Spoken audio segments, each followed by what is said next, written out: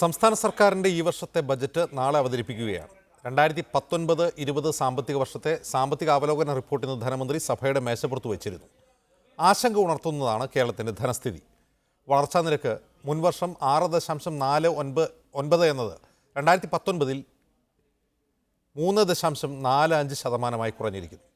അടുത്ത വർഷം ആഭ്യന്തര ഉൽപ്പാദനം 26% ചുരുങ്ങും. റവന്യൂ വരുമാനത്തിൽ കുറവ് 2629 കോടി രൂപയാണ്. കേന്ദ്ര നികുതികളുടെയും ഗ്രാൻറ്റുകളുടെയും കുറവ് 2790 കോടി. തനത് നികുതി വരുമാനം 2018-19 വർഷത്തിൽ 9% -0.6% ചുരുങ്ങി. മൊത്തം റവന്യൂ ചെലവിൽ 74.7% പെൻഷനും ശമ്പളത്തിനുമാണ്. റവന്യൂ ചെലവിൻ്റെ 28.47%-ൽ നിന്ന് 30.25% ശമ്പള ചെലവ് വർദ്ധിക്കുകയും ചെയ്തു. 12.95 ലക്ഷം പ്രവാസികളാണ് തിരിച്ചെത്തിയത്. അതായത് ആകെ പ്രവാസികളുടെ 60%. 1.56 ലക്ഷം കോടി രൂപയുടെ വരുമാന നഷ്ടം. ഇത് ലോക്ക്ഡൗൺ തുടങ്ങുന്നതിന് മുൻപുള്ള സ്ഥിതിയാണ്. പോയ വർഷത്തെ തകർച്ച എത്രയെന്ന് ഒരു തിട്ടവുമില്ല. ഈ സാഹചര്യത്തിൽ നാളത്തെ ബജറ്റ് എന്തായിരിക്കണം? എല്ലാ പ്രേക്ഷകർക്കും പ്രീ ബജറ്റ് ചർച്ചയിലേക്ക് സ്വാഗതം. നമ്മോടൊപ്പം അതിഥികളായി പി ചിത്തരഞ്ജൻ, CPM നേതാവ്, കോൺഗ്രസ് നേതാവ് പഴകുളം മധു, ജന്മഭൂമി മുൻ എഡിറ്റർ KVS ഹരിദാസ് എന്നിവർ. ആദ്യം ചിത്തരഞ്ജനിലേക്ക്. ചിത്തരഞ്ജൻ, 2019-20 അതായത് ലോക്ക്ഡൗൺ തുടങ്ങുന്നതിന് മുൻപുള്ള സാമ്പത്തിക വർഷത്തെ കണക്കാണ് എക്കണോമിക്സ് റിപ്പോർട്ടായിട്ട് പുറത്തു വന്നിട്ടുള്ളത്. അന്ന് സഭയിൽ വയ്ക്കുകയും ചെയ്തു. ലോക്ക്ഡൗൺ കാലത്തെ തകർച്ച എത്രയാണെന്ന് ഇപ്പോൾ നമുക്ക് അസസ് ചെയ്യാൻ കഴിയില്ല. എങ്കിലും 2017-ലെയും 2018-ലെയും പ്രളയത്തിന് ശേഷമുള്ള സാമ്പത്തിക ആഘാതമാണ് ഈ എക്കണോമിക് സർവേ റിപ്പോർട്ടിൽ നമുക്ക് മനസ്സിലാകുന്നത്. ഈ സാഹചര്യത്തിൽ നാളെ അവതരിപ്പിക്കാൻ പോകുന്നത് ഒരു സമ്പൂർണ്ണ ബജറ്റാണ് എന്ന് ധനമന്ത്രി നേരത്തെ പ്രഖ്യാപിച്ചിട്ടുണ്ട്. അങ്ങനെ ഒരു സമ്പൂർണ്ണ ബജറ്റ് ഒരു സർക്കാരിൻ്റെ അവസാന വർഷത്തിൽ അവതരിപ്പിക്കുന്നത് ഉചിതമാണോ ഈ തകർച്ചയുടെ കൂടി പശ്ചാത്തലത്തിൽ?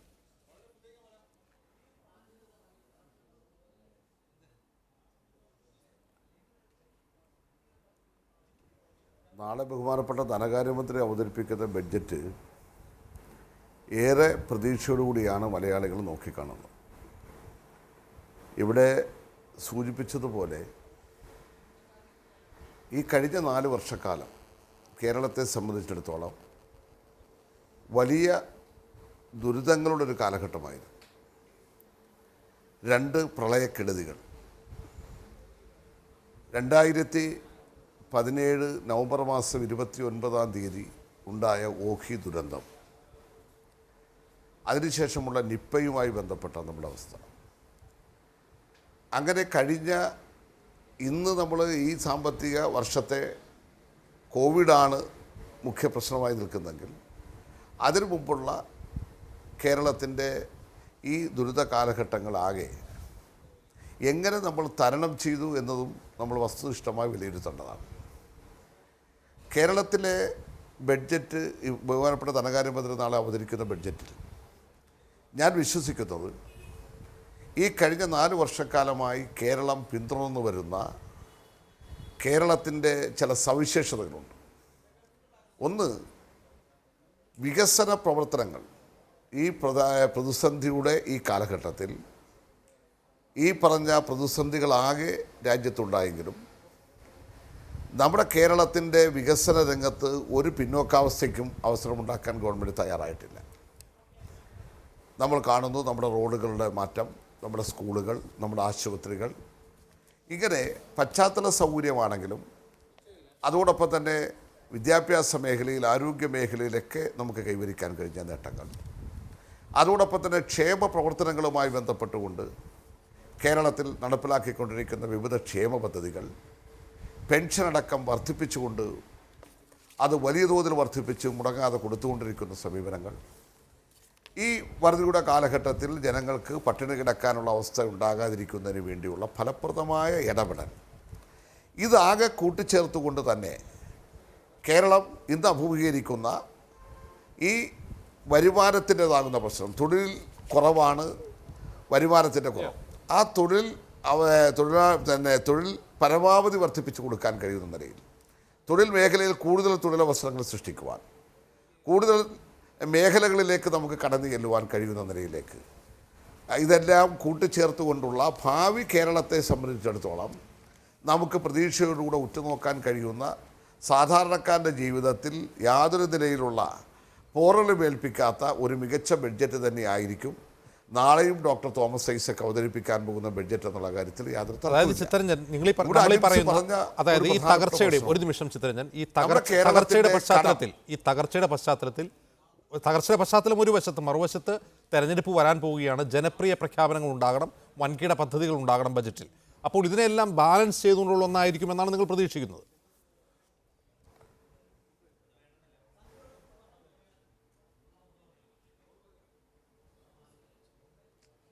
കേൾക്കുന്നില്ല ശ്രീ ചിത്തരഞ്ജൻ, ഞാനിവിടെ ചൂണ്ടിക്കാട്ടിയ കണക്കുകൾ, ഇന്ന് സാമ്പത്തിക സർവേ റിപ്പോർട്ടിലുള്ള കണക്കുകൾ ഒട്ടും ശുഭസൂചകമല്ല നമ്മുടെ സാമ്പത്തിക വ്യവസ്ഥയെ സംബന്ധിച്ച്. ഒന്ന്, മൊത്തം ആഭ്യന്തര ഉൽപ്പാദനം ഇടിയുന്നു, വളർച്ചാ നിരക്ക് ഇടിയുന്നു, റവന്യൂ വരുമാനം കുറയുന്നു. ഈ സാഹചര്യത്തിൽ തെരഞ്ഞെടുപ്പ് കൂടി വരികയാണ്. ഈ തെരഞ്ഞെടുപ്പിൻ്റെ പശ്ചാത്തലത്തിൽ വലിയ പദ്ധതികൾ സർക്കാർ പ്രഖ്യാപിക്കണം. വലിയ പദ്ധതികൾ പ്രഖ്യാപിച്ച് നടപ്പാക്കുന്നുണ്ട്. അത് കിഫ്ബി വഴി കടം വാങ്ങി നാം ചെയ്യുന്നുണ്ട്.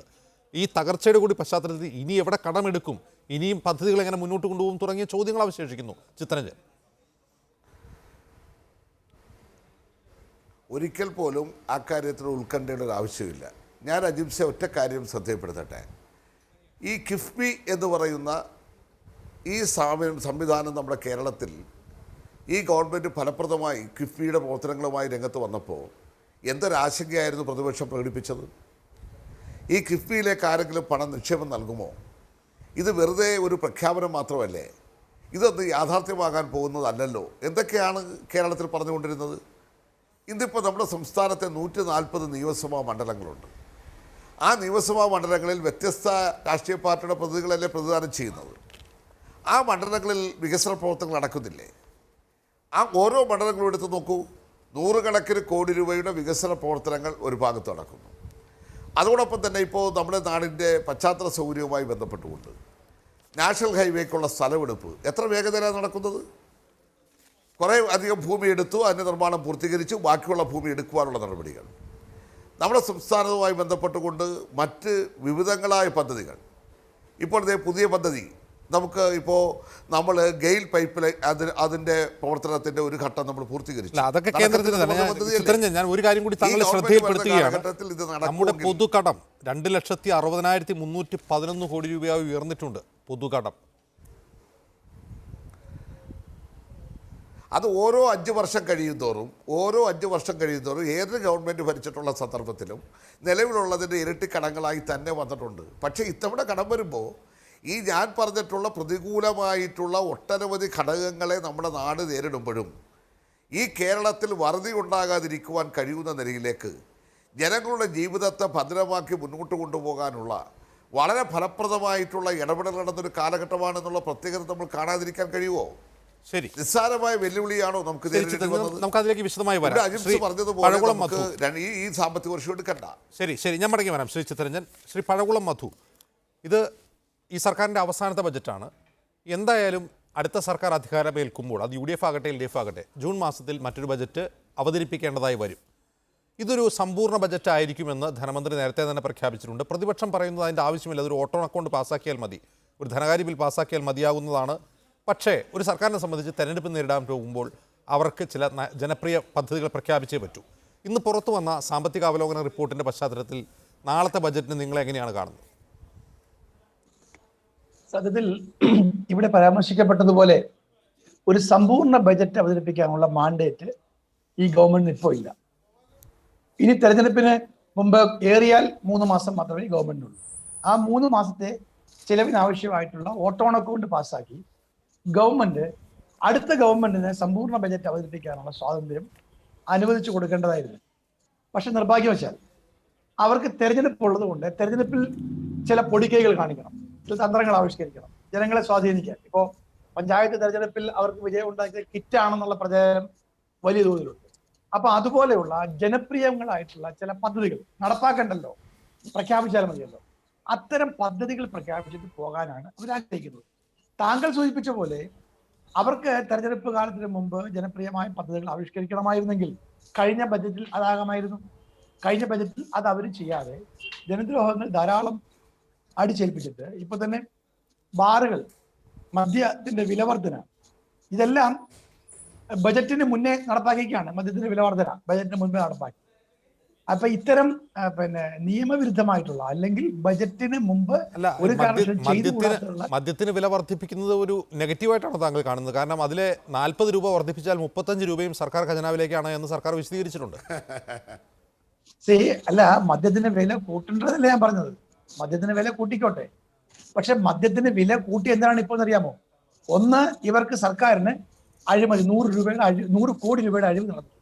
2, അതിൽ നിന്ന് ആന്റിസിപ്പേറ്റ് ചെയ്യുന്ന വരുമാനത്തിന്റെ കണക്കുകൂടി വെച്ചിട്ട് ബജറ്റിൽ കസർത്ത് നടത്താൻ വേണ്ടിയാണ്. അപ്പൊ ഇത്രയും ആന്റിസിപ്പേറ്റ് ചെയ്യുന്നു, അതുകൂടി വെച്ചിട്ട്. അപ്പോ തെരഞ്ഞെടുപ്പ് കാല പ്രഖ്യാപനങ്ങൾക്ക് മതിയായ പണം ഖജനാവിൽ ഇല്ലാത്തത് കൊണ്ട് ആ പണം ഞങ്ങൾ ഇങ്ങനെ കണ്ടെത്തും എന്നെല്ലാം കാണിക്കാൻ വേണ്ടിയുള്ള കസർത്തുകളാണ് ഇപ്പൊ നടത്തിക്കൊണ്ടിരിക്കുന്നത്. ഈ ഗവൺമെന്റ് തന്നെ അധികാരത്തിൽ വന്നപ്പോൾ ഇവർ പറഞ്ഞത് 30% നികുതി വർധനവ് ഉണ്ടാക്കുമെന്നാണ്. സത്യത്തിൽ ഇവർക്ക് വെറും 8% നികുതി വർധനവ് മാത്രമേ ഉണ്ടാക്കാൻ കഴിഞ്ഞിട്ടുള്ളൂ.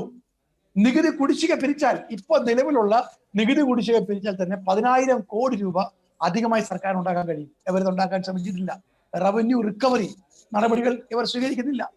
ഡെപ്റ്റ് മാനേജ്മെന്റ് കാര്യത്തിൽ സത്യത്തിൽ എവിടെ നിന്നെല്ലാം കടം കിട്ടുമോ, എപ്പോ എല്ലാം കടം വാങ്ങിക്കാൻ പറ്റുമോ, യാതൊരു തത്വദീക്ഷയുമില്ലാതെ ഒരു മാനേജ്മെന്റ് ഇല്ലാതെ ഡെപ്റ്റ് വാങ്ങുകയാണ് സർക്കാർ, വാരി കൂട്ടുകയാണ്.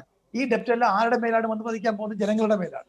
അപ്പൊ ഇത്തരം സ്വർണ്ണ നികുതി. ഞാൻ ഒരു കാര്യം ചോദിച്ചോട്ടെ, ഒറ്റ നിമിഷം. ഈ കഴിഞ്ഞ ബജറ്റിൽ അത്തരം വലിയ പദ്ധതികൾ പ്രഖ്യാപിക്കാതെ ഈ ബജറ്റിലേക്ക് കൊണ്ടുവരുന്ന തെരഞ്ഞെടുപ്പിന് മുന്നിൽ കണ്ടുകൊണ്ടാണെന്നാണോ താങ്കൾ പറയുന്നത്? ഈ സർക്കാർ അധികാരമേറ്റതിന് ശേഷം ബജറ്റിൽ തന്നെ പ്രഖ്യാപിച്ചിട്ടുള്ള പല പദ്ധതികളും കിഫ്ബി വഴി അവർ നടപ്പാക്കുന്നുണ്ട്. അത് സ്കൂളുകളുടെ മോഡേണൈസേഷൻ ആകട്ടെ, റോഡുകളും പാലങ്ങളും ആകട്ടെ, ഇതെല്ലാം കിഫ്ബി വഴി നടപ്പാക്കുന്നുണ്ട് ബജറ്റിൽ പ്രഖ്യാപിച്ച്. അത്തരം ദൃശ്യമായ പദ്ധതികൾ, അതായത് മേൽപ്പാലങ്ങൾ, പാലങ്ങൾ, റോഡുകൾ, ഇത് സർക്കാർ മുന്നിലേക്ക് വയ്ക്കുന്നു. ഞങ്ങൾ കടം വാങ്ങിയാണെങ്കിൽ ഇത് ചെയ്തു, ഈ പ്രതിസന്ധിക്കിടയിലും കടം വാങ്ങി വികസന പ്രവർത്തനങ്ങൾ ചെയ്തു എന്നവർ പറയുന്നുണ്ട്. സമാനമായ ഒരു പ്രഖ്യാപനം ഈ ബജറ്റിൽ ഉണ്ടാവും, അത്രയല്ലേ ഉള്ളൂ. അതെ, ഞാൻ പറഞ്ഞത് അങ്ങനെയല്ല. ഇവർക്ക് കിഫ്ബി തന്നെ ഒരു ഉദാഹരണം. കിഫ്ബി എന്ന് വെച്ചാൽ പാർട്ട് ഓഫ് ബജറ്റ് അല്ല എന്നാണ് ഗവൺമെന്റ് ധനകാര്യമന്ത്രിയും പറയുന്നത്. ഇത് ബജറ്റിന്റെ ഭാഗമല്ല, ബജറ്റിന് പുറത്തുള്ള ഒരു കസർത്താണ്, ഒരു അഭ്യാസമാണ്. ബജറ്റിന് പുറത്ത് പറന്നു നടക്കുന്ന ഒരു കിളിയാണ് കിഫ്ബി. അപ്പൊ കിഫ്ബി കൂടി പണസമാഹരണം നടത്തിയിട്ട് ബജറ്റിന്റെ ഭാഗം അതിനെ ആക്കാതെ, ബജറ്റ് ഓഡിറ്റിന് വിധേയമാക്കാതെ, ഇതെല്ലാം അഴിമതിയാണ് അവിടെ ലക്ഷ്യം. ഇപ്പോൾ ധാരാളം താങ്കൾ പറഞ്ഞു പാലങ്ങൾ നിർമ്മിക്കുന്നു. പാലം UDFന്റെ കാലത്തുണ്ടാക്കിയ പാലത്തിന്റെ 10-1 പാലം ഇവരുണ്ടാക്കിയിട്ടുണ്ടോ? ഇല്ലല്ലോ. അപ്പൊ പാലം ഉണ്ടാക്കുന്ന ഒന്നും ഒരു മഹാകാര്യമല്ല. പാലം ഉണ്ടാക്കട്ടെ, എല്ലാ ഗവൺമെന്റും ഉണ്ടാക്കട്ടെ, ഇതെല്ലാം കിഫ്ബിയാണ്. കിഫ്ബി ഇവരെ ഓഡിറ്റിന് ഇപ്പൊ CAG ഓഡിറ്റിന് കിഫ്ബി വിധേയമാക്കുന്നില്ല എന്നൊരു ആരോപണമുണ്ട്. ഞങ്ങളുടെ സർക്കാർ അധികാരത്തിൽ വരികയാണെങ്കിൽ കിഫ്ബി ഇന്ന് നടത്തുന്ന ഈ കസർത്തെല്ലാം മാറ്റി കിഫ്ബിയെ ബജറ്റിന്റെ പാർട്ടാക്കി മാറ്റുകയും കിഫ്ബിയിൽ സമാഹരിക്കുന്ന പണവും ഇപ്പൊ തന്നെ ബജറ്റ് നമ്മൾ അവതരിപ്പിക്കുമ്പോൾ കിഫ്ബിക്ക് വേണ്ടി ചെലവഴിക്കുന്ന പണം നമ്മൾ ഉൾപ്പെടുത്തുന്നില്ല എന്നാണ് ധനമന്ത്രി പറയുന്നത്. അത് ബജറ്റിന് പുറത്താണ്. പക്ഷേ ഈ കിഫ്ബിയിൽ നിന്ന് നമ്മൾ കടം വാങ്ങിക്കൂട്ടുന്ന പണം മുഴുവൻ തിരിച്ചടയ്ക്കാൻ ബജറ്റിനെ ആശ്രയിക്കേണ്ടി വരും. ഈ ഒരു രൂപയെങ്കിലും തിരിച്ചു കൊടുക്കണമെങ്കിൽ എങ്ങനെ കൊടുക്കും? കിഫ്ബിയിൽ മാത്രം കൊടുക്കാൻ കഴിയുമോ? ഇല്ലല്ലോ. ബജറ്റിൽ അത് വകകൊള്ളിച്ച് മാത്രമേ നമുക്ക് തിരിച്ചു കൊടുക്കാൻ കഴിയൂ. അപ്പൊ ഇതെല്ലാം നമ്മുടെ ഡെപ്റ്റാണ്, അധിക ബാധ്യതകളാണ്. ഈ ബാധ്യതകളെല്ലാം വാരിക്കൂട്ടിയിട്ട് ഇതെല്ലാം അടുത്ത ഗവൺമെന്റിന്റെ ചുമലിൽ വെച്ച് കെട്ടാനാണ് ഈ സർക്കാർ ശ്രമിക്കുന്നത്. ഇപ്പോ ഈ ബജറ്റിൽ തന്നെ ഗവൺമെന്റ് ഒരുപക്ഷെ ആഗ്രഹിക്കുന്നത് തീർച്ചയായിട്ടും ജനപ്രിയമായ കുറെ ചെപ്പടി വിദ്യകൾ കാണും. പക്ഷെ ആ ചെപ്പടി വിദ്യകളൊന്നും UDFും കോൺഗ്രസും മുൻപോട്ട് വെക്കുന്ന ന്യായ പദ്ധതിയുടെ ഭാഗമായി വരില്ല. ഞങ്ങൾ ഒരു സാധാരണക്കാരായ BPL ലൈനിന് താഴെയുള്ള ഒരാൾക്ക് ഒരു വർഷം 72,000 കോടി രൂപ, ഈ 72,000 രൂപ അവരുടെ ബാങ്ക് അക്കൗണ്ടിൽ ഇട്ടു കൊടുക്കുമെന്ന് പറഞ്ഞിരിക്കുകയാണ്. ഒരു വർഷം BPL കാരനായ ഒരു കുടുംബത്തിന് 72,000 രൂപ കൊടുക്കാൻ പോവുകയാണ്. 6,000 രൂപ പെർ മന്ത് വെച്ച്. ഒറ്റ ചോദ്യം പഴകുളം മധു, കേരളത്തിലെ BPLകാർക്ക് 70,000 രൂപ പ്രതിവർഷം കൊടുക്കുന്നു എന്ന് നിങ്ങൾ പ്രഖ്യാപിക്കുമ്പോൾ അതിനുള്ള വരുമാനം നിങ്ങൾ എവിടെ നിന്നാണ് കാണുന്നത്? അത് ഞങ്ങളുടെ പ്രകടന പത്രികയിൽ ഞങ്ങൾ സുവ്യക്തമായി പ്രഖ്യാപിക്കാൻ പോവുകയാണ്. എങ്ങനെ ന്യായം നടപ്പാക്കും?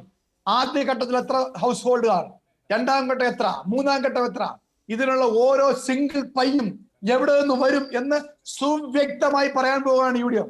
സുവ്യക്തമായി പറയാൻ പോവുകയാണ്. യാതൊരു ആശയക്കുഴപ്പവും ഉണ്ടാവുകയില്ല. ജനങ്ങളുടെ കണ്ണിൽ പൊടിയിടാനുള്ള വിദ്യയല്ല. രാഹുൽ ഗാന്ധി ഇത് വളരെ നേരത്തെ തന്നെ കഴിഞ്ഞ ലോക്സഭാ തെരഞ്ഞെടുപ്പിൽ രാജ്യമാകെ നടപ്പാക്കാൻ ആഗ്രഹിച്ചൊരു പദ്ധതിയാണ്. ആ പദ്ധതി ആഗ്രഹിച്ച് പ്രഖ്യാപിക്കുന്നതിന് മുമ്പ് തന്നെ നാഷണൽ ലെവലിൽ എല്ലാ PCCകളുമായി വലിയ ഇന്ററാക്ഷൻ നടത്തുകയും ആശയവിനിമയം ശരി, നടത്തി, പഴകുളം ഇതിന്റെ മധു. source അതൊക്കെ നിങ്ങൾ കണ്ടെത്തുകയും ചെയ്തോളൂ. ചെയ്തിട്ടുണ്ട്. ശരി, പഴകുളം We മധു, are അതൊക്കെ confident of ചെയ്തോളൂ. it. അതൊക്കെ ചെയ്തോളൂ. 3.5 കോടി ജനങ്ങളിൽ ഒരു 50 ലക്ഷം BPL കുടുംബങ്ങളിൽ നിന്ന് കരുതട്ടെ, പ്രതിവർഷം എത്ര കോടി രൂപ ചെലവാകുമെന്ന ഊഹം നിങ്ങൾക്കുണ്ടോ ഈ പദ്ധതി പ്രഖ്യാപിക്കുമ്പോൾ? ഞങ്ങളുടെ പ്രകടന പത്രികയിൽ ഞങ്ങൾ പറഞ്ഞല്ലോ, ഞങ്ങളുടെ കരട് മാത്രമേ പുറത്തുവിട്ടിട്ടുള്ളൂ. ഞങ്ങൾ ജനങ്ങളെ, താങ്കൾ ഉൾപ്പെടെയുള്ള ആൾക്കാരെ, അജിംസ് ഉൾപ്പെടെയുള്ള ആൾക്കാരെ ഞങ്ങൾക്ക് കബളിപ്പിക്കാൻ കഴിയില്ലല്ലോ. ഇവിടെ BJPയുടെ പ്രതിനിധിയുണ്ട്, CPMന്റെ പ്രതിനിധിയുണ്ട്. ഇവർ ആ രണ്ടുപേരും മോശക്കാരല്ലല്ലോ. ഇപ്പൊ ഞാൻ ആ കണക്ക് പറയുന്നില്ലെങ്കിലും ഞങ്ങൾ ആ കണക്ക് ഞങ്ങളുടെ സമ്പൂർണ്ണ പ്രകടന പത്രിക പുറത്തിറങ്ങുമ്പോൾ ഞങ്ങൾ കാണിക്കും. ഞാനല്ലേ പറയുന്നത്, ഉത്തരവാദിത്ത ബോധത്തോട് പറയാണ്. അപ്പൊ അന്ന് ചോദ്യം ചെയ്യട്ടെ, അന്ന് തെറ്റാണെന്ന് ഇവർ പറയട്ടെ. ഇപ്പൊ തന്നെ ഇവര് ന്യായിനെ തള്ളി പറയുന്നുണ്ടല്ലോ. ന്യായിനെ തള്ളിപ്പറയുന്ന കേരളത്തിന്റെ മുഖ്യമന്ത്രി തന്നെയാണ്. ന്യായിന്റെ ഉപജ്ഞാതാവിനെ പോയി കണ്ട്, അതൊക്കെ വേറൊരു കാര്യം. അത് ഇതിന്റെ ചർച്ചയ്ക്ക് ഭാഗമായിട്ട് ഞാൻ കൊണ്ടുവരുന്നില്ല. പക്ഷെ ഞങ്ങൾക്ക് ഞങ്ങളുടേതായിട്ടുള്ള കാഴ്ചപ്പാടുണ്ട്. അത് ഞങ്ങൾക്ക് ജനങ്ങളെ ബോധ്യപ്പെടുത്തും വിധം ഞങ്ങൾക്ക് അവതരിപ്പിക്കാൻ കഴിയും. ശരി ശരി പഴകുളം മധു, ഞാൻ തിരിച്ചു വരാം. വെൽഫെയർ സ്കീമുകളും ശരി, ഞാൻ തിരിച്ചു വരാം താങ്കളിലേക്ക്. ശ്രീ KVS ഹരിദാസ്, കഴിഞ്ഞ ലോക്സഭാ തെരഞ്ഞെടുപ്പിന് തൊട്ടു മുമ്പ് ബജറ്റിൽ കേന്ദ്ര സർക്കാർ ഒരു പദ്ധതി പ്രഖ്യാപിച്ചിരുന്നു, കർഷകർക്കുള്ള പെൻഷൻ പദ്ധതി. അത് വലിയ സാമ്പത്തിക ബാധ്യത കേന്ദ്രത്തിന് വരുത്തി വയ്ക്കുന്നതായിരുന്നു. പക്ഷേ അവരത് പ്രഖ്യാപിച്ചു, അതിന് തെരഞ്ഞെടുപ്പിൽ ഫലവും ഉണ്ടായി. പക്ഷേ അതുപോലെ സമാനമായ ചില പ്രഖ്യാപനങ്ങളാണ് ഈ തെരഞ്ഞെടുപ്പ് ബജറ്റ് എന്ന് തന്നെ വിളിക്കണം, ഈ ബജറ്റിലും നാം പ്രതീക്ഷിക്കുന്നത്. കാരണം തെരഞ്ഞെടുപ്പിന് തൊട്ടു മുമ്പുള്ള ഒരു സമ്പൂർണ്ണ ബജറ്റിൽ അത്തരം പദ്ധതികൾ, ജനപ്രിയ പദ്ധതികൾ പ്രഖ്യാപിക്കാതെ ഒരു ഇൻകംബന്റ് സർക്കാരിന് മുന്നോട്ട് പോവുക സാധ്യമല്ല.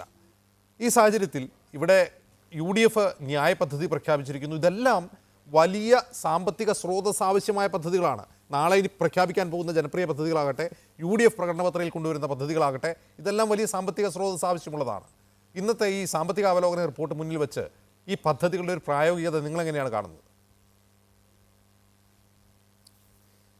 അജിംസെ, യഥാർത്ഥത്തിൽ കേരളത്തെ കടക്കെണിയിലാക്കി കഴിഞ്ഞിരിക്കുന്നു. കടക്കെണിയിൽ നമ്മൾ വസ്തുതകൾ മറച്ചു വച്ചിട്ട് കാര്യമില്ല. നമ്മുടെ മുമ്പിലുള്ളത് കണക്കുകളാണ്. നമ്മളിപ്പോൾ ചർച്ച ചെയ്യുന്നത് ബഡ്ജറ്റിനെ കുറിച്ചാണ്. നമ്മുടെ മുമ്പിലുള്ളത് കണക്കുകളാണ്. ഇപ്പോൾ ഇന്നത്തെ എക്കണോമിക് സർവേ പുറത്തു വന്നിട്ടുണ്ട്. എക്കണോമിക് സർവേയിലെ കണക്കുകൾ 19-20 കണക്കുകളാണ്. ഈ 21 മാർച്ച് വരെയുള്ള കണക്കുകൾ നമ്മുടെ മുമ്പിൽ ഇല്ല. അതിപ്പോൾ ഈ ബഡ്ജറ്റ് അവതരിപ്പിക്കുമ്പോഴേ നമുക്കതിനെക്കുറിച്ചൊരു ധാരണ കിട്ടാൻ പോകുന്നുള്ളൂ. കേരളത്തിൻ്റെ കടം എത്രയാണ്? ഒന്ന് ആലോചിച്ച്, 2,60,000 കോടി രൂപ. അത് UDF ഇറങ്ങുന്ന സമയത്ത് 2016 1,50,000 കോടി രൂപയായിരുന്നു. 5 വർഷം കൊണ്ട് തോമസ് ഐസക് കടം മേടിച്ച് കൂട്ടിയത് 1,10,000 കോടി രൂപ. ഈ 2016 1,50,000 കോടി എന്ന് പറയുന്നത് 57 മുതൽ കേരള രൂപം കൊണ്ടത് മുതലുള്ള കടമാണ്. അവിടെയാണ് 4 വർഷം കൊണ്ട് ഇത് ഞാൻ ഈ പറയുന്ന കണക്ക് 19-20 എക്കണോമിക് സർവേയിൽ വന്നിരിക്കുന്നത്.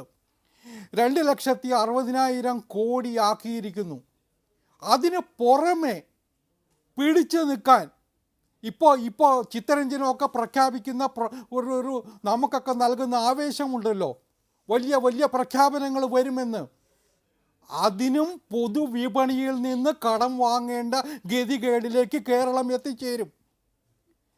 ഞാൻ സൂചിപ്പിക്കുന്നത്, ഇനിയിപ്പോൾ CPM അധികാരത്തിൽ നിന്ന് പോയി, വേറെ ആര് കേരളം ഭരിച്ചാലും കേരളത്തിന് രക്ഷയില്ല.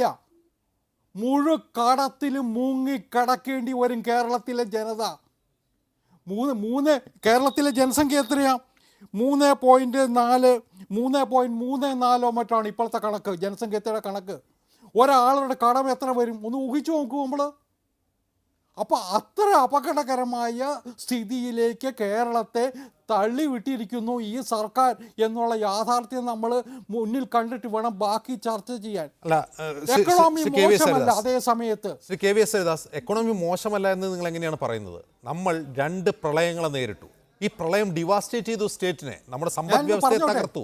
KVS ഹരിദാസ്, അപ്പോൾ ഇത്രയും മോശമായ ഒരു സാഹചര്യത്തിലാണ് ഈ കടം വാങ്ങേണ്ടി വരുന്നത്.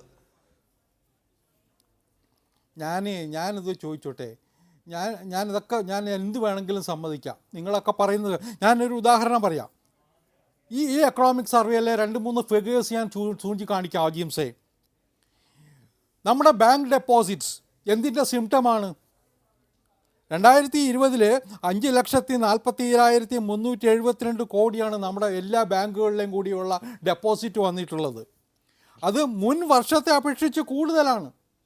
നമ്മളിപ്പോൾ പ്രവാസികൾ 50% നാട്ടിലേക്ക് പോകുന്നു എന്നൊക്കെ പറയുമ്പോഴും പ്രവാസി നിക്ഷേപത്തിൽ പോലും വർധനമുണ്ടായിട്ടുണ്ട് വൻതോതിൽ. ഞാനിത് പറയുന്നത് ഇന്ന് പ്ലാനിംഗ് കമ്മീഷൻ തയ്യാറാക്കി, ആസൂത്രണ ബോർഡ് തയ്യാറാക്കി നിയമസഭയിൽ സമർപ്പിച്ച കണക്കിൽ നിന്നാണ്. 2019 അപേക്ഷിച്ച് ഇതിലൊക്കെ വലിയ വർധനവുണ്ടായിട്ടുണ്ട്. ഈ വായ്പ എന്തുകൊണ്ടാണ് കൊടുക്കേണ്ടി വരുന്നത്? ഇവിടെ വായ്പ വാങ്ങാൻ ആളുള്ളത് കൊണ്ടല്ലേ, ബിസിനസ് ഇൻട്രസ്റ്റ് ഉള്ളത് കൊണ്ടല്ലേ. വായ്പയുടെ തോത് 4,09,607 കോടി രൂപ. ഒറ്റ നിമിഷം. ഈ താങ്കൾ പറഞ്ഞല്ലോ റെമിറ്റൻസ് കൂടിയെന്ന് പറഞ്ഞല്ലോ പ്രവാസികളുടെ, അതിന് മറ്റൊരു ഘടകം കൂടി അതിനെ സ്വാധീനിക്കും. ഒന്ന്, ഇന്ത്യയുടെ രൂപയുടെ മൂല്യം ഇടിയുമ്പോൾ സ്വാഭാവികമായും പ്രവാസികൾ പണം ഇങ്ങോട്ട് അയക്കും, മറ്റേ വഴി നിക്ഷേപിക്കില്ല. അതുകൂടി ഓർമ്മപ്പെടുത്തിയെന്നേ ഉള്ളൂ. ഞാൻ അത് അങ്ങനെയൊന്നും ഉണ്ടായിട്ടുണ്ട്, ഞാൻ ഇല്ലയെന്നൊന്നും ഞാൻ പറയുന്നില്ല. പക്ഷെ നമ്മുടെ മുമ്പിലുള്ള കുറേ ഫാക്ട്സ് ആൻഡ് ഫിഗേഴ്സാണ് ഞാൻ നിങ്ങളുടെ മുമ്പിൽ വയ്ക്കുന്നത്. വായ്പ 2019 മാർച്ചിനേക്കാൾ 7% കൂടിയിട്ടുണ്ട് ഈ കഴിഞ്ഞ വർഷത്തിൽ. അതുപോലെ തന്നെ കാർഷിക വായ്പ കൂടി, വിദ്യാഭ്യാസ വായ്പ കൂടി. അപ്പോൾ ഇവിടെ ഒരു എക്കണോമി ചലിക്കുന്നുണ്ട്. ഞാനത് കുറ്റപ്പെടുത്തുന്നില്ല. എക്കണോമിയെ ചലിപ്പിക്കാൻ ഈ ഗവൺമെൻറ്റിനായിരിക്കുന്നു എന്നുള്ള വസ്തുത നമ്മൾ അംഗീകരിക്കുക. പക്ഷേ ഈ കടം വാങ്ങി കൂട്ടുന്ന ഒരു സമീപനം അത് തോമസ് ഐസക്കിൻ്റെ ഒരു പദ്ധതിയാണ്. ഞാൻ അദ്ദേഹത്തിന്റെ ഞാൻ അതിനെ കാണുന്നത്. കേന്ദ്ര സർക്കാരിന് പണത്തിന്റെ ആവശ്യം ഒരു നിമിഷം കേന്ദ്ര സർക്കാരിന് പണം ആവശ്യം വന്നാൽ ഡിസ്ഇൻവെസ്റ്റ്മെന്റ് നടത്തും, പൊതുമേഖലാ സ്ഥാപനങ്ങൾ വിറ്റഴിക്കും, അല്ലെങ്കിൽ ഓഹരി വിറ്റഴിക്കും. ഈ സർക്കാർ ഒരു പൊതുമേഖലാ സ്ഥാപനം സ്വകാര്യവൽക്കരിക്കുന്നില്ല, അവരുടെ നയമല്ല, അവരൊരു ഓഹരിയും വിൽക്കുന്നില്ല. അവരെ സംബന്ധിച്ച് കടം വാങ്ങിയേ നിവൃത്തിയുള്ളൂ. അജിംസെ കടം വാങ്ങുന്നതിൽ എനിക്ക് തെറ്റൊന്നും പറയാനില്ല. കടം വാങ്ങേണ്ടതാണെങ്കിൽ വാങ്ങാം, തകരാറില്ല. പക്ഷേ ഇതൊരു ഹ്യൂജ് ഇൻക്രീസാണ് വായ്പയുടെ കാര്യത്തിൽ വന്നിട്ടുള്ളത്. എന്തു വന്നാലും ഉൽപ്പാദനം കൂട്ടുക, നമ്മുടെ സാമ്പത്തിക നില വർദ്ധിപ്പിക്കാനുള്ള എഫർട്ട് എടുക്കാതിരിക്കുക. നിങ്ങളൊന്ന് ആലോചിച്ചു, GSTയുടെ കാര്യത്തിൽ കഴിഞ്ഞ 4 വർഷമായിട്ട് മറ്റെല്ലാ സംസ്ഥാനങ്ങളിലും GSTയുടെ വരുമാനം കൂടി. കേരളത്തിൽ തോമസ് ഐസക് എടുത്ത നിലപാടെന്താ?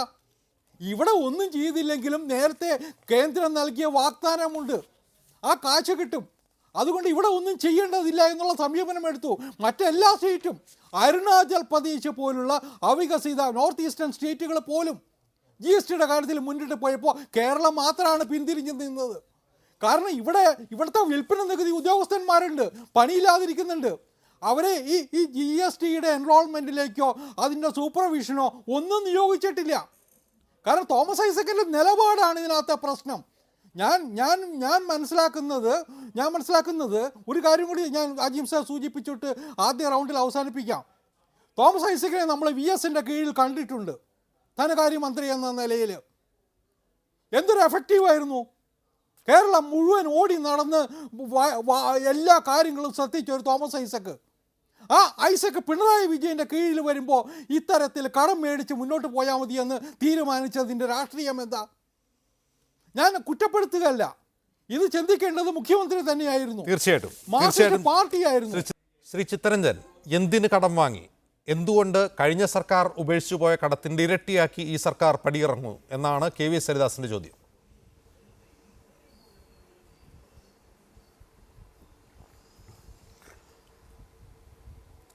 ബഹുമാന്യനായിട്ടുള്ള ശ്രീ KVS യഥാർത്ഥത്തിൽ പല വിഷയങ്ങളും അദ്ദേഹം മറച്ചു വെക്കുവാനാണ് ശ്രമിച്ചിട്ടുള്ളത്. ഇവിടെ നമ്മൾ കാണേണ്ടത് 2011 മുതൽ 2016 വരെ കേരളത്തിൽ അധികാരത്തിലിരുന്ന UDF ഗവൺമെൻറ്റിൻ്റെ കാലത്ത് ആ ഗവൺമെൻറ് വരുമ്പോൾ 82,000 കോടി രൂപയാണ് കേരളത്തിൻ്റെ പൊതുക്കടം. ആ ഗവൺമെൻറ് കാലാവധി പൂർത്തീകരിച്ച് മാറുമ്പോൾ 1,50,000 കോടിയാണ്.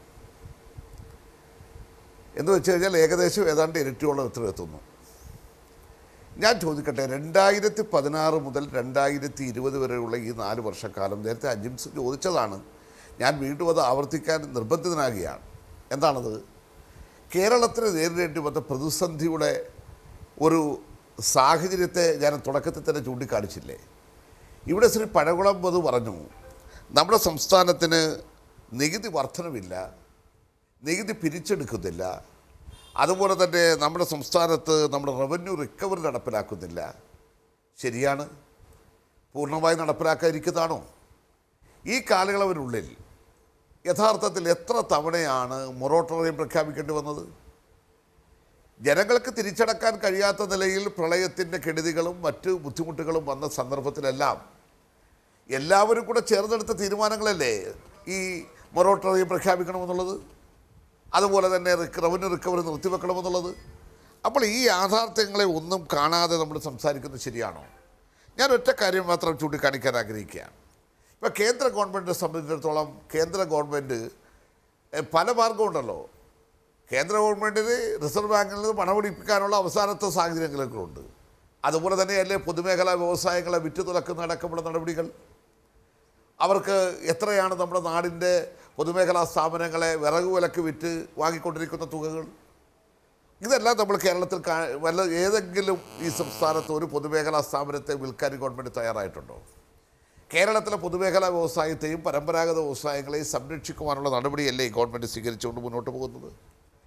ശ്രീ പഴകുളം അത് പറയുന്നത് കേട്ടപ്പോൾ എനിക്ക് അത്ഭുതം തോന്നി. ഏതാ ന്യായ് പദ്ധതി വരികയാണ്, 72,000 രൂപ ഓരോരുത്തരുടെ അക്കൗണ്ടിലേക്ക് ഇട്ട് കൊടുക്കുമെന്നാണ്. 18 മാസക്കാലത്തെ പെൻഷൻ കുടിശ്ശിക 600 രൂപ ഉള്ളതുപോലും കൊടുക്കാതെ പോയ UDFൻ്റെ ഗവൺമെൻറ്റിൻ്റെ 1.5 വർഷക്കാലത്തെ പെൻഷൻ കുടിശ്ശിക കൊടുക്കേണ്ടി വന്നത് ഇടതുപക്ഷ ജനാധിപത്യ മുന്നണി ഗവൺമെൻറ്റാണ്. ആ 600 രൂപ 1,500 ഈ നാട്ടിലെ സാധാരണക്കാർക്ക് കൊടുക്കാൻ തയ്യാറായ ഗവൺമെൻറ്റാണ്. അന്ന് ഈ കേരളത്തിൽ പെൻഷൻ വാങ്ങുന്നവരുടെ എണ്ണം 34 ലക്ഷം. ഇന്ന് കേരളത്തിൽ പെൻഷൻ വാങ്ങുന്നവരുടെ എണ്ണം 58 ലക്ഷം. 34 ലക്ഷം ആൾക്കാർ വാങ്ങുന്ന കാലത്ത് 600 രൂപ പ്രകാരമുള്ളത് 18 മാസക്കാലത്തെ കുടിശ്ശികയായിരുന്നെങ്കിൽ ഇന്ന് ഒരു മാസത്തെ കുടിശ്ശിക ഉണ്ടെന്ന് നിങ്ങൾക്ക് ആർക്കെങ്കിലും പറയാൻ കഴിയുമോ? 1,400 രൂപ വെച്ച് കഴിഞ്ഞ മാസം വരെ കൊടുത്തു, ഇപ്പോൾ 1,500 കൊടുക്കുന്നത് 58 ലക്ഷം ആൾക്കാർക്ക്. ചെറിയ കാര്യമാണോ? ഇതിന് പണം വേണ്ടേ? ഇനി ഞാൻ മറ്റു കാര്യങ്ങളിലേക്ക് വരാം. നമ്മുടെ നാട്ടിൽ വിദ്യാഭ്യാസ മേഖലയ്ക്ക് എത്ര തുകയാണ് ഈ ഗവൺമെൻറ് വന്നതിന് ശേഷം ചെലവഴിച്ചത്? 45,000 സ്മാർട്ട് ക്ലാസ് റൂമുകൾ അല്ലേ? ഞാൻ പറയുന്നത് കള്ളത്തരമാണോ? 140 നിയോജക മണ്ഡലങ്ങളായി 45,000 സ്മാർട്ട് ക്ലാസ് റൂമുകൾ കേരളത്തിൽ നിർബന്ധിച്ചില്ലേ? കേരളത്തിൽ ആരോഗ്യ മേഖലയുമായി ബന്ധപ്പെട്ടുകൊണ്ട് പ്രൈമറി ഹെൽത്ത് സെൻറ്റർ മുതൽ മുകളോട്ട് മെഡിക്കൽ കോളേജ് വരെയുള്ള ആ ആരോഗ്യ മേഖല നിങ്ങൾ എടുത്തത് നോക്കൂ. എന്തായിരുന്നു നമ്മുടെ നാട്ടിലെ UDFൻ്റെ ഭരണകാലഘട്ടം? സ്വകാര്യ ആശുപത്രികൾക്ക് കരുത്തിറക്കാനുള്ള എല്ലാ അവസരമല്ലായിരുന്നോ? ജനങ്ങൾ സർക്കാർ ആശുപത്രി പോകില്ല. എന്താ കാരണം? സർക്കാർ ആശുപത്രി പോയിട്ടൊരു കാര്യമില്ല, അവിടെ മരുന്നില്ല, ഡോക്ടറില്ല, നേഴ്സില്ല, ഒന്നുമില്ല. ഇന്ന് അതാണെന്ന് പറയാൻ കഴിയുമോ? മാറിയില്ലേ? ഈ വലിയ പ്രതിസന്ധി, മാരകമായ രോഗങ്ങൾ വന്ന സന്ദർഭത്തിൽ പോലും കേരളത്തിന് പ്രതിരോധം സൃഷ്ടിക്കുവാൻ കഴിഞ്ഞത് ഈ ആരോഗ്യ മേഖലയിലെ വളർച്ച കൊണ്ടാണെന്നുള്ള കാര്യത്തിൽ ആർക്കാണ് നിഷേധിക്കാൻ കഴിയുന്നത്? UDFൻ്റെ കാലത്ത് പാലം നിർമ്മിച്ചു, ഇല്ലെന്ന് ഞാൻ പറയുന്നില്ല. നിർമ്മിച്ച വലിയ പാലം ഒരെണ്ണം പൊളിക്കുകയും ചെയ്തു, അതും ജനം കാണുന്നുണ്ട്. എത്ര കോടിയാണ് ഖജനാവിൽ നിന്ന് പോയത്? ഞാൻ ചോദിക്കട്ടെ, LDF ഗവൺമെൻറ്റിൻ്റെ കാലത്ത് അങ്ങനത്തെ ഒരു നിർമ്മാണമാണോ നടന്നുകൊണ്ടിരിക്കുന്നത്? എന്തായിരുന്നു UDFൻ്റെ കാലത്ത് പൊതുമരാമത്ത് മേഖലയിലെ റോഡുകളുടെ നിർമ്മാണം? അതിൻ്റെ 1/3 ചെലവഴിക്കുമായിരുന്നോ? ഇന്നതാണോ? ഇന്ന് നിർമ്മിക്കുന്ന റോഡുകൾ നിങ്ങൾ നോക്കൂ, പാലങ്ങൾ നോക്കൂ. എത്ര കോടിയുടെ പാലങ്ങളാണ്? 100 കോടി, 150 കോടി, 180 കോടി, 200 കോടി രൂപയുടെ വരെയുള്ള പാലങ്ങൾ ഈ കേരളത്തിൽ നിർമ്മിക്കുന്നില്ലേ? പഴയ കാലത്തെ പാലം എന്നാ UDFൻ്റെ കാലത്ത് നിർമ്മിച്ചതുപോലെയാണോ? UDFൻ്റെ കാലത്തുമുള്ള റോഡ് നിർമ്മാണമാണോ? പൊതുമരാമത്ത് മേഖലയിൽ നടന്നു വരുന്ന ആ നിർമ്മാണ മേഖലയിൽ മുടക്കുന്ന രാജ്യത്തിൻ്റെ ഖജനാവിൽ നിന്ന് മുടക്കുന്ന പണം കൃത്യമായി നിർവഹിക്കുന്നു എന്നുള്ളത് ബോധ്യപ്പെടുത്തുവാനും നിങ്ങളുടെ സർക്കാർ കടം വാങ്ങി പശ്ചാത്തല സൗകര്യം വികസിപ്പിച്ചു, ക്ഷേമ പദ്ധതികൾ നടപ്പാക്കി. ഓക്കെ, എങ്കിൽ ഈ പ്രതിസന്ധിക്കിടയിൽ വൻകിട പദ്ധതികൾ പ്രഖ്യാപിക്കേണ്ടതുണ്ടോ എന്നൊരു ചോദ്യവുമുണ്ട്. ഉദാഹരണത്തിന് സെമി ഹൈസ്പീഡ് റെയിൽവേ, ധാരാളം ഭൂമി ഏറ്റെടുക്കേണ്ട, ധാരാളം പണം, ഒരു നിമിഷം ധാരാളം ഭൂമി ഏറ്റെടുക്കേണ്ട, പണം മുടക്കേണ്ട ഒരു പദ്ധതിയാണ് അത്. ഒന്ന്, വയനാട് തുരങ്കപാത. അത്തരം വലിയ പദ്ധതികൾ പ്രഖ്യാപിക്കാനുള്ള ഒരു ആസ്തി, ഒരു ശക്തി സർക്കാരിന് വേണ്ടേ?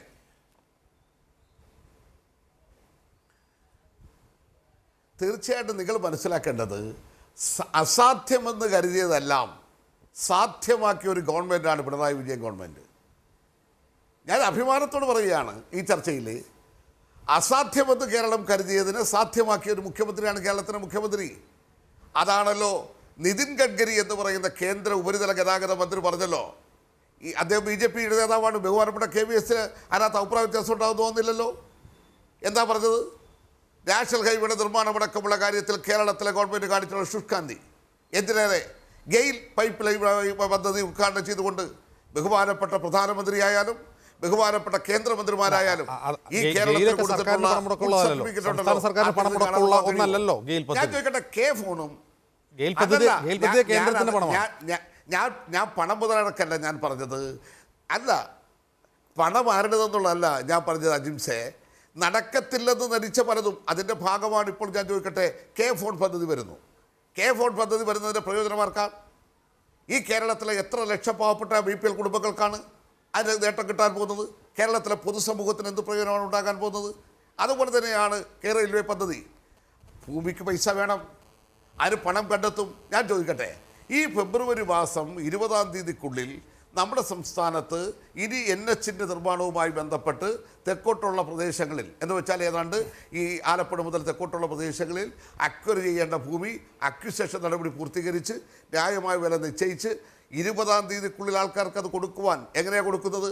നമ്മുടെ സംസ്ഥാനത്ത് ജനങ്ങളെ വിശ്വാസത്തിലെടുത്ത് അവരുടെ ഭൂമിക്ക് ന്യായമായ നഷ്ടപരിഹാര തുക കൊടുത്ത് അവരുടെ സംതൃപ്തിയോടുകൂടെ തന്നെ അവരുടെ പൂർണ്ണ താല്പര്യത്തോടുകൂടെ തന്നെ കേരളത്തിൻ്റെ റോഡ് വികസനം സാധ്യമാക്കുന്ന നിലയിലേക്ക് ഈ ഗവൺമെന്റ് പോകുന്നത് കേരളത്തിലെ ജനങ്ങൾ ആകാംക്ഷയോടും പണം വേണ്ടേ? നോക്കൂ, നമ്മളുടെ നാട് ഈ പ്രതിസന്ധിക്കിടയിലും സർക്കാർ കടമെടുത്ത് ഈ പ്രതിസന്ധിക്കിടയിലും സർക്കാർ കടമെടുത്താണെങ്കിലും വികസന പദ്ധതികൾ നടപ്പാക്കുന്നു, ക്ഷേമ പെൻഷനുകൾ മുടക്കാതിരിക്കുന്നു, പശ്ചാത്തല സൗകര്യ വികസനം കൃത്യമായി നടത്തുന്നു, ഭൂമി ഏറ്റെടുപ്പിൽ പോലും കൃത്യമായി നഷ്ടപരിഹാര തുക നൽകി ഭൂമി ഏറ്റെടുക്കുന്നു. ഇങ്ങനെ തന്നെയല്ലേ മുന്നോട്ട് പോകാൻ കഴിയൂ? മറ്റെന്ത് മാർഗമാണ് നിങ്ങൾക്ക് പറയാനുള്ളത്? അജിംസെ, ശ്രീ ചിത്തരഞ്ജൻ ഇവിടെ സൂചിപ്പിച്ച കാര്യങ്ങളൊക്കെ കുറെ നാളുകളായി അവരുടെ വക്താക്കൾ വന്ന് മാധ്യമങ്ങളിലൂടെ പറയുന്ന കാര്യങ്ങളാണ്. ഇതിലൊന്നും ഒരു പുതുമയില്ല. ഞങ്ങൾ ചോദിക്കുന്നത്, ശ്രീ KVS ഹരിദാസ് ഇവിടെ സൂചിപ്പിച്ചു, ഞാൻ തന്നെ പല ചർച്ചകളിലും മുൻപ് സൂചിപ്പിച്ചിട്ടുണ്ട്, കേരളപ്പിറവിക്ക് ശേഷം സർക്കാരുകളെല്ലാം കൂടി വരുത്തി വെച്ച 1.5 ലക്ഷം കോടി രൂപയുടെ അത്രയും വലിയ കടം ഈ 4.25 വർഷം കടം വരുത്തി വെച്ച് കേരളത്തിന്റെ പൊതുകടം ഏകദേശം 3 ലക്ഷം കോടിയാക്കി വർദ്ധിപ്പിച്ച ഒരു സർക്കാർ നടപ്പാക്കിയ വൻകിട പദ്ധതികളേത്? നിങ്ങൾ പെൻഷൻ കൊടുത്തു എന്ന് പറയുന്നു. പെൻഷൻ ഞങ്ങൾ കൊടുത്തിരുന്നു. ഞങ്ങൾ കൊടുത്തിരുന്ന പെൻഷൻ ഒരു പെൻഷനായി മാത്രം നിജപ്പെടുത്തിയില്ല. ഒന്നിലേറെ പെൻഷൻ വാങ്ങിക്കാൻ സാധാരണക്കാർക്ക് അവസരമുണ്ടായിരുന്നു. അതിനെ കൺസോളിഡേറ്റ് ചെയ്ത് ഒറ്റ പെൻഷൻ ആക്കിയപ്പോഴാണ് നിങ്ങൾ പെൻഷൻ തുക വർദ്ധിപ്പിച്ചത്. ജനങ്ങളെ തെറ്റിദ്ധരിപ്പിക്കുന്ന വിധം ബഹുമാനപ്പെട്ട ശ്രീ ചിത്തരഞ്ജൻ പറയരുത്. അപ്പൊ അങ്ങനെയാണ് നിങ്ങൾ പെൻഷൻ വർദ്ധിപ്പിച്ചത്. ഞാൻ ചോദിക്കട്ടെ, 1.5 ലക്ഷം കോടി രൂപ അല്ലെങ്കിൽ ഇപ്പൊ നിങ്ങൾ പറയുന്ന കണക്കനുസരിച്ചാണെങ്കിൽ 1,10,000 കോടി രൂപ നിങ്ങൾ സാധാരണക്കാരുടെ പെൻഷൻ കൊടുക്കാനാണോ ചെലവഴിച്ചത്? മറ്റെന്തെല്ലാം വൻകിട പദ്ധതികൾ നടപ്പാക്കാമായിരുന്നു? ഇപ്പൊ വിദേശിക മലയാളികൾ NRIs കേരളത്തിലെ കുത്തൊഴുക്കാണ്. ആ വിദേശത്ത് നിന്നും വരുന്ന മലയാളികള്, നമ്മുടെ വിദേശ മലയാളികളുടെ സുഹൃത്തുക്കൾ, അവരിൽ മഹാഭൂരിപക്ഷവും നിർധനരാണ്, പാവങ്ങളാണ്. അവരെ സഹായിക്കാൻ, ഗൾഫ് നാടുകളിൽ ജോലി നഷ്ടപ്പെട്ട് ഇവിടെ തിരിച്ചു വന്ന മലയാളികളെ സഹായിക്കാൻ നിങ്ങൾ എന്ത് പദ്ധതി നടപ്പാക്കി?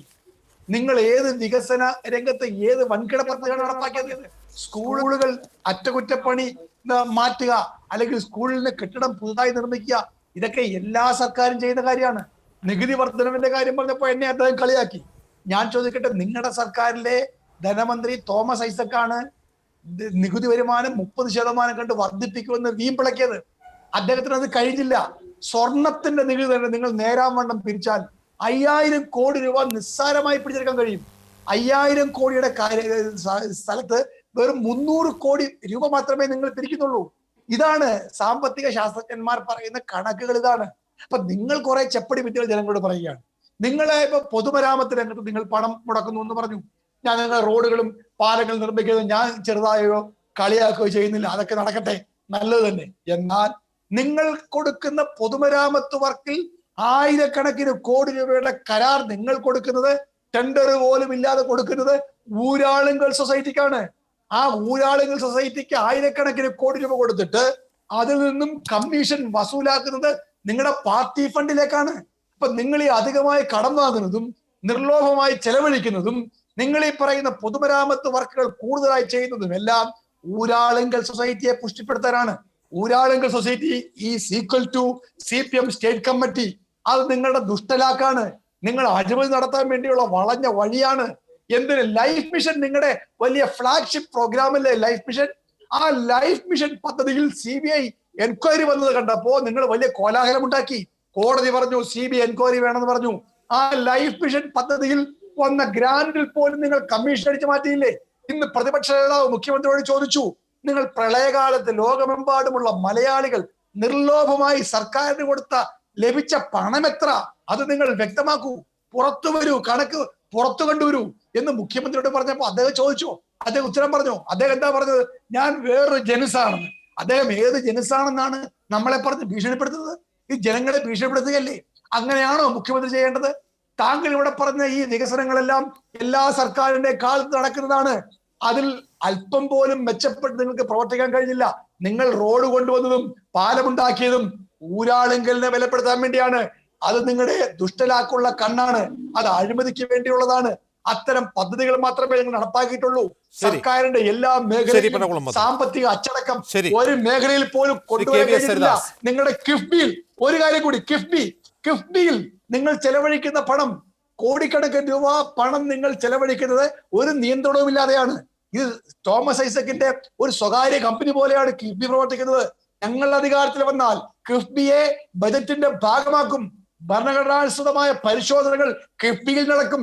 അഴിമതി നടക്കില്ല. അതാണ് നിങ്ങളും ഞങ്ങളും തമ്മിലുള്ള വ്യത്യാസം. നിങ്ങൾ അഴിമതിയെ കുറിച്ച് പുരപ്പുറത്ത് കയറുന്നത് മുഴുവൻ അഴിമതിയാണ്. ശ്രീ KV ഹരിദാസ്, ഈ സാമ്പത്തിക അവലോകന റിപ്പോർട്ടിൽ പറയുന്ന പ്രധാനപ്പെട്ട ഒരു ഗൗരവമുള്ള കാര്യം കേന്ദ്ര നികുതികളുടെയും ഗ്രാന്റുകളുടെയും വിഹിതം കുറഞ്ഞു എന്നുള്ളതാണ്. അതും സർക്കാർ തിരിച്ചടി. 2790 കോടി രൂപയുടെ കുറവാണ് ഈ 2019-20 സാമ്പത്തിക വർഷത്തിലുള്ളത്.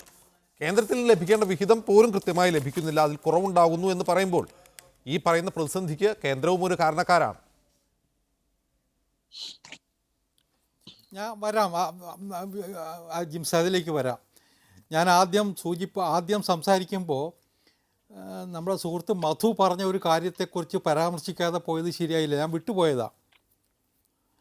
മധു ഇവിടെ വലിയ വലിയ വലിയ വാഗ്ദാനങ്ങളാണ് നടത്തിയത്.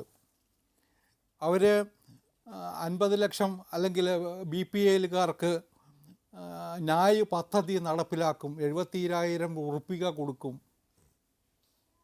യഥാർത്ഥത്തിൽ ഇവർ ജനങ്ങളെ കബളിപ്പിക്കുകയല്ലേ ജിംസേ? ലോക്സഭാ തെരഞ്ഞെടുപ്പിൽ ഇവർ ഈ വാദവുമായിട്ട് ഇറങ്ങി.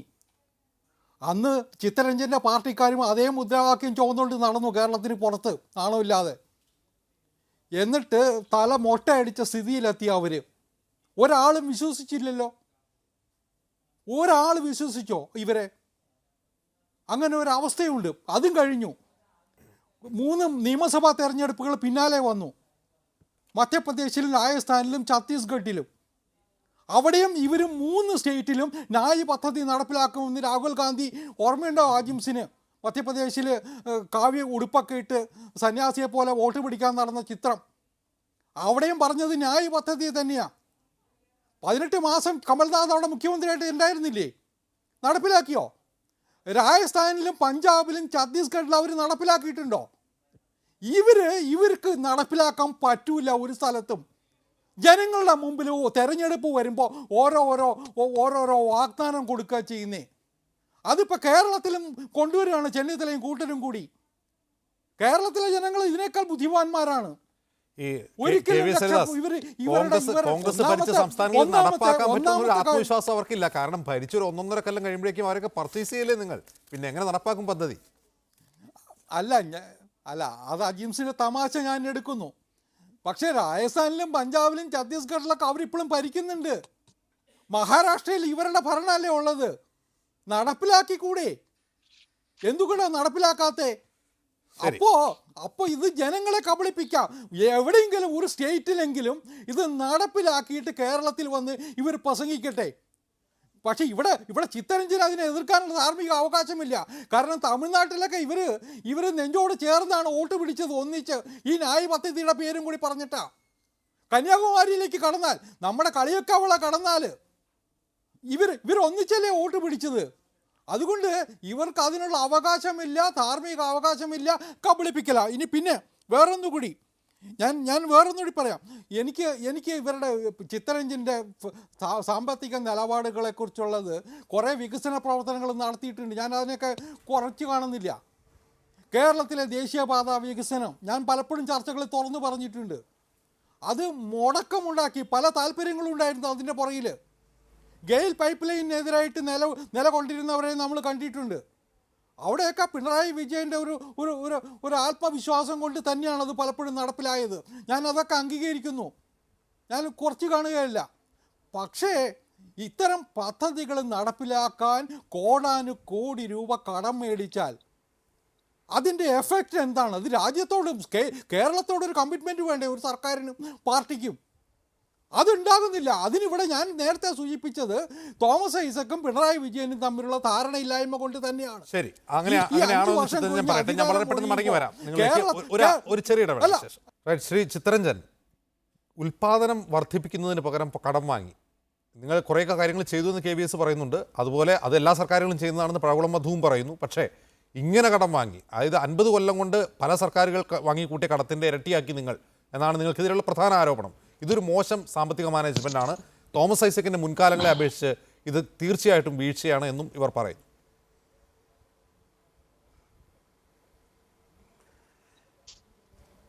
അല്ല, അത് വസ്തുതകൾ പരിശോധിക്കുന്ന ഒരാൾ പോലും ഈ വാദങ്ങൾ അംഗീകരിക്കുമെന്ന് എനിക്ക് തോന്നുന്നില്ല. ഇവിടെ ബഹുമാനപ്പെട്ട മുഖ്യമന്ത്രി ശ്രീ പിണറായി വിജയനായാലും ബഹുമാനപ്പെട്ട ധനകാര്യമന്ത്രി ശ്രീ തോമസ് ഐസക് ആയാലും ഇതെല്ലാം ഗവൺമെൻറ് കൂട്ടുത്തരവാദിത്തത്തോട് പ്രവർത്തിക്കുന്നതാണ്. ഈ കാലങ്ങളിൽ വന്ന മാറ്റം നമ്മൾ ഉൾക്കൊള്ളണ്ടേ? ഞാൻ ചോദിക്കട്ടെ, പണ്ട് വാളയാറിൽ പോയി ചെക്ക് പോസ്റ്റിൽ പോയി അദ്ദേഹം നികുതി പിരിക്കാൻ പോകുന്ന കാലഘട്ടത്തിൽ GST ഒന്നും ഇല്ലല്ലോ. ഇന്ന് ഇതെല്ലാം നടപ്പിലായിട്ടുള്ള കാലത്ത് പിന്നെ എവിടെ പോയി നിന്നിട്ടാണ് പിരിക്കാൻ പോകുന്നത്? അതിനിടയിൽ ഈ പ്രളയവും മറ്റു കാര്യങ്ങളും എല്ലാം കൂടെ വന്നു കഴിഞ്ഞാൽ പിന്നെ എവിടെ പോയാണ് പിരിക്കാൻ പോകുന്നത്? ഇവിടെ ഒരു സമ്പന്നന് വേണ്ടി ഒരു നികുതി ഇളവും ചെയ്തിട്ടില്ല. കിട്ടാനുള്ളത് കൃത്യമായി വാങ്ങിയെടുക്കുക എന്നുള്ള നിലപാട് മാത്രമാണ് ഗവൺമെൻറ് സ്വീകരിച്ചിട്ടുള്ളത്. നമ്മൾ കാണേണ്ട ഒരു പ്രധാനപ്പെട്ട പ്രശ്നം, യഥാർത്ഥത്തിൽ നമ്മുടെ നാടിന് നേരിടേണ്ടി വന്ന പ്രതിസന്ധിയും അതിനെ മുറിച്ച് കിടക്കുന്നതിന് വേണ്ടി നമ്മൾ എടുത്തിട്ടുള്ള നിലപാടും തമ്മിൽ എവിടെയാണ് പ്രശ്നം വരുന്നത്? ജനങ്ങളുടെ കയ്യിൽ വാങ്ങുവാനുള്ള ശേഷി ഉണ്ടാകണ്ടേ? നിർമ്മാണ പ്രവർത്തനങ്ങളെന്ന് പറയുമ്പോൾ ആ നിർമ്മാണ പ്രവർത്തനങ്ങളുടെ സിംഹഭാവവും വരുന്നത് സാധാരണക്കാരായിട്ടുള്ള ജനങ്ങളുടെ കൈകളിലല്ലേ, തൊഴിലെടുക്കുന്നവരുടെ കൈകളിലല്ലേ? അത് പല രൂപത്തിലല്ലേ ക്രയവിക്രയം നടക്കുന്നത്. അല്ലാതെ എങ്ങനെയാണ് സാമ്പത്തിക മാന്ദ്യത്തെ അല്ലെങ്കിൽ സാമ്പത്തിക പ്രതിസന്ധിയെ മുറിച്ച് കിടക്കാൻ ഒരു ജനതയ്ക്ക് കഴിയുന്നത്? അത് ഏറ്റവും ഫലപ്രദമായി കേരളത്തിൽ 4 വർഷക്കാലം പരീക്ഷിച്ച് വിജയിച്ചത് കൊണ്ടാണ് നമ്മുടെ സംസ്ഥാനത്തിന് മറ്റ് നാടുകളിൽ നിന്ന് വ്യത്യസ്തമായ ദാരിദ്ര്യത്തിൽ കുറവുണ്ടാക്കാൻ കഴിഞ്ഞിട്ടുള്ളത്, ജനങ്ങളുടെ ജീവിത നിലവാരം മെച്ചപ്പെടുത്തുവാൻ കഴിഞ്ഞിട്ടുള്ളത്. അത് നമ്മൾ വിശദമായി ചർച്ച ചെയ്യേണ്ട ഒരു വിഷയമല്ലേ? പിന്നെ ശ്രീ പഴകുളം മധു ഊരാളുങ്കൽ സൊസൈറ്റിയെക്കുറിച്ച് പറഞ്ഞു. എൻ്റെ മധു, ഇനിയെങ്കിലും അതൊന്ന് പറയാതിരിക്കൂ. നിങ്ങളുടെ ഗവൺമെൻറ്റിൻ്റെ കാലത്ത് 1200 കോടി രൂപയുടെ പദ്ധതിയാണ് ഊരാളുങ്കൽ സൊസൈറ്റിക്ക് കൊടുത്തിട്ടുള്ളത്. എന്താണ് ഊരാളുങ്കൽ സൊസൈറ്റി എന്ന് അന്വേഷിക്കൂ, പഠിക്കൂ, മനസ്സിലാക്കൂ. എന്നിട്ട് വെറുതെ ആ സൊസൈറ്റിയാണ് ഈ നാട്ടിലെ മുഴുവൻ വർക്ക് ചെയ്തതെന്ന് പറയാതിരിക്കൂ. എല്ലാ മേഖലയിലും ഈ കേരളത്തിന്, ഭാരതത്തിന് തന്നെ അഭിമാനകരമാകുന്ന നിലയിലേക്ക് വളർന്നു പന്തലിച്ച് നിൽക്കുന്ന ഒരു വലിയ സ്ഥാപനത്തെ എന്തിന് നിങ്ങൾ ഈ വില കുറഞ്ഞ രാഷ്ട്രീയത്തിന് വേണ്ടി ഉപയോഗിക്കുന്നു? ഞാൻ ചോദിക്കട്ടെ, ലൈഫ് മിഷനുമായി ബന്ധപ്പെട്ട് MMSൻ്റെ വാക്കിനെ ഇപ്പോൾ നിങ്ങൾ പിന്നെ എതിർക്കുവാൻ തയ്യാറായല്ലോ. എന്താ അദ്ദേഹം പറഞ്ഞത്? ഞങ്ങൾ വന്നാൽ ലൈഫ് മിഷൻ പിരിച്ചുവിടും. എന്താ ലൈഫ് മിഷൻ? ഈ കേരളത്തിലെ 2,40,000 വരുന്ന പാവങ്ങൾക്ക് 4 ലക്ഷം രൂപ പ്രകാരം വീട് നിർമ്മിച്ചു കൊടുത്ത പദ്ധതിയാണ് ലൈഫ് മിഷന്റെ പദ്ധതി. നിങ്ങൾ പറയുന്നത് വടക്കാഞ്ചേരിയിലെ ഫ്ലാറ്റുമായി ബന്ധപ്പെട്ട് നിങ്ങൾ പറഞ്ഞല്ലോ, ഈ പ്രതിസന്ധി കാലഘട്ടത്തിൽ ജനങ്ങളുടെ കയ്യിൽ പണം എത്തിക്കുക, നമുക്ക് സമയക്കുറവുണ്ട്. ഞാൻ ആ പോയിന്റിലേക്ക് വരികയാണ്. ജനങ്ങളുടെ കയ്യിൽ പണം എത്തിക്കുക എന്നുള്ളതായിരുന്നു നിങ്ങളുടെ ലക്ഷ്യമെന്ന് പറഞ്ഞു. അതേ ലക്ഷ്യമാണ് മറ്റൊരു പദ്ധതിയിലൂടെ കോൺഗ്രസും ന്യായ പദ്ധതിയുമായി വരുന്നത്. അതിന് നിങ്ങൾ എതിർക്കുന്നത് എന്തിനാണ്? ലോക്സഭാ കാലത്ത് നിങ്ങൾ അതിനെ പിന്തുണച്ചവരുമാണ്. എവിടുന്ന് കൊടുക്കാൻ അജിംസെ ബഹുമാനപ്പെട്ട KVS പറഞ്ഞതുപോലെ കോൺഗ്രസ് ഈ രാജ്യത്ത് ഗരീബി ഘടാവോ പ്രഖ്യാപിച്ച പാർട്ടിയാണ്. എവിടെയാ ഗരീബ് ഘടാവോ നടപ്പിലാക്കിയത്? നമ്മുടെ നാട് ഗാന്ധി നടത്തുവാൻ കഴിഞ്ഞില്ല ഗരീബി ഘടാവോ. പുതിയ പദ്ധതി 70,000 രൂപ 50 ലക്ഷം അല്ല, നോക്കൂ, 36,000 കോടി രൂപ വേണം. ഉത്തരം പറയാൻ അദ്ദേഹത്തെ കൊണ്ട് കഴിഞ്ഞില്ല. 36,000 കോടി രൂപ വേണം നിങ്ങളുടെ ന്യായം നടപ്പാക്കാൻ. പഴകുളം മധു KVS ഹരിദാസിനോട്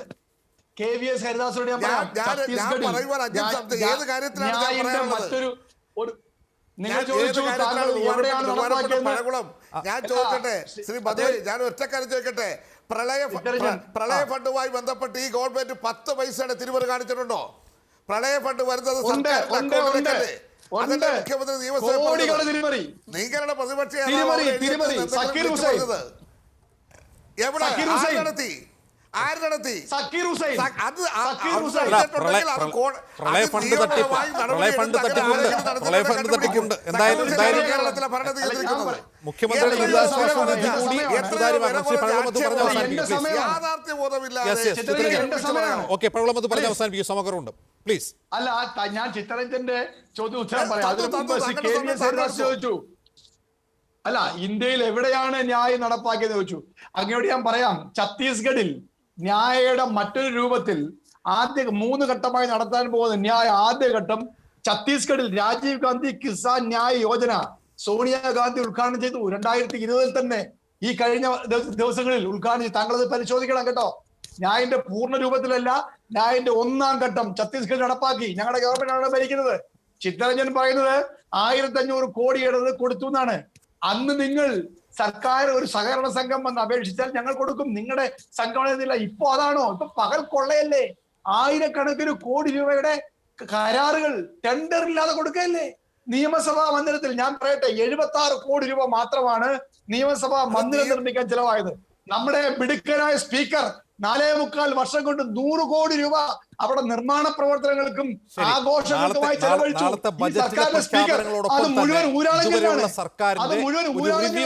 സാമ്പത്തിക മാനേജ്മെന്റ് റിവ്യൂ കൂടി പ്രസക്തമാകുന്ന ഒന്നാണ് എന്നാണ് ചർച്ചയിൽ മനസ്സിലാകുന്നത്. വളരെ നന്ദി, എനിക്ക് സമയക്കുറവുണ്ട്. വളരെ നന്ദി ശ്രീ ചിത്തരഞ്ജൻ, പഴകുളം മധു, KVS ഹരിദാസ് ചർച്ചയിൽ പങ്കെടുത്തതിന്, പ്രതികരിച്ചതിന്.